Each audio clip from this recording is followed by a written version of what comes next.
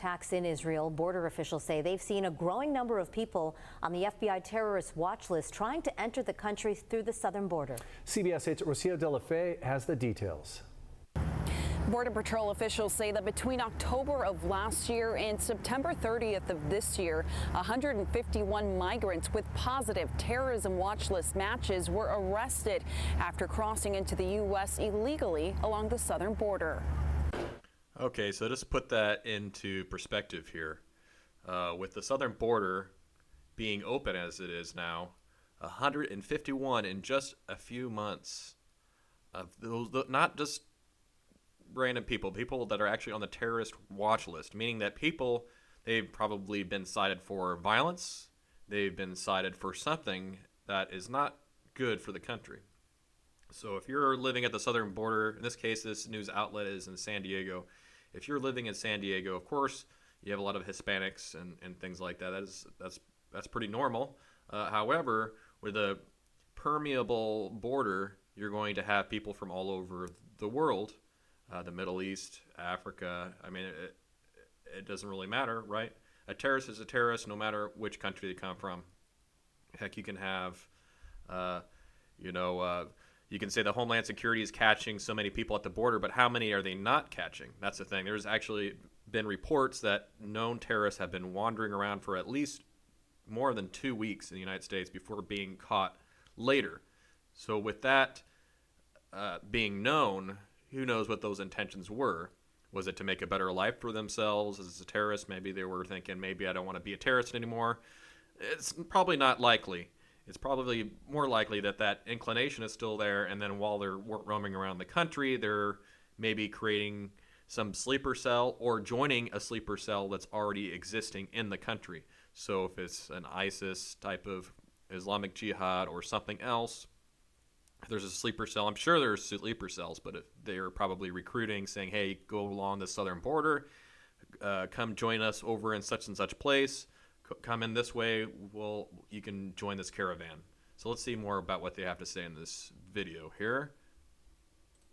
The number of known or suspected terrorists, or anyone connected to one, entering the country illegally through the southern border is at an all-time high. That's according to government data from U.S. Customs and Border Protection. We ought to be concerned about the high number of migrants who carry with them the intention of doing harm to us. The figures show that in fiscal year 2023, CBP arrested a total of 154 non-citizens on the government's terrorist screening watch list. 151 of those individuals were arrested along the southern border. The numbers are up from 98 in the last fiscal year.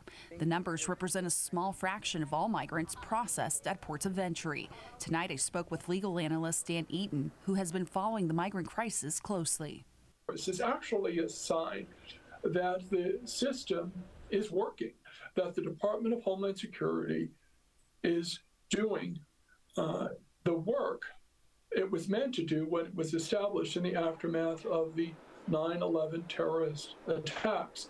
A hit on a database doesn't necessarily mean a person is a known or suspected terrorist. They could be related or associated with someone linked to a terrorist organization. CBP officials tell me that every individual that arrives at the San Diego sector of the border are run through a series of databases. So let's go over that.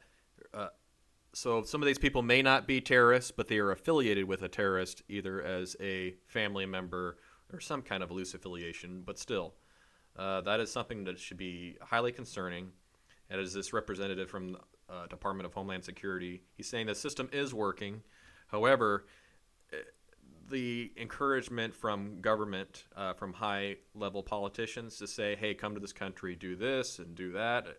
The weakness of the United States is being expressed on a global platform through social media, through traditional media.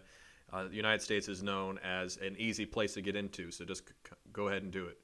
If I go into Mexico, for example, not being a Mexican citizen, I would be arrested and charged for illegal immigration. However, in the United States, the promotion of immigration, of course, we are a melting pot in this country, and that is to be promoted for a legal means. And And unfortunately, if this keeps going on in the way that it is, the United States or the American dream will just be a dream. It'll just, the land of the free, of home of the brave, will turn into a land without borders, without strong rule of law, and thus whatever will be happening in the future, it's not necessarily going to be a legacy for our children or their children's children. That's just how it goes when culture is not integrated into, it's not being promoted, it's not being shown as a good thing. The United States is being considered a cesspool to different people's in people's minds from all over the world. It's an empire that needs to go crumbling. And of course, I'm not that person. I believe the United States is the best country that needs to espouse certain principles, the rule of law, strong border, strong values and family. And of course, a lot of those values are not necessarily being promoted anymore. So this is just a symptom of that. Of course, I've gone over a lot of different subjects right there in that tangent, but this is just a symptom of many different things. Officials is especially important for San Diego because of our proximity to the border. We are right now in a very dangerous moment in the world, a very unstable situation. In its Homeland Threat Assessment for 2024, the Department of Homeland Security said that a record encounter of migrants arriving from a growing number of countries have complicated border and immigration security. U.S. government agencies have not publicly indicated whether any individuals affiliated with Hamas have been arrested along the U.S.-Mexico border. Rocio de la Fe, CBS 8. Okay, well, that is just one news outlet that is making reports of this. And of course, there's Texas. There's a very long southern border for the United States. Unfortunately, with the instability right now, I'm really hoping the sleeper cells are not activating anytime soon, and hopefully the Department of Homeland Security can look more into these groups and prevent a horrible thing from happening. Of course, many people are saying this is inevitable because of how porous our country is to these types of things, but hopefully we can prevent that from happening. All right, well, thank you for watching my video. Be sure to like and subscribe for more videos to come. Thank you.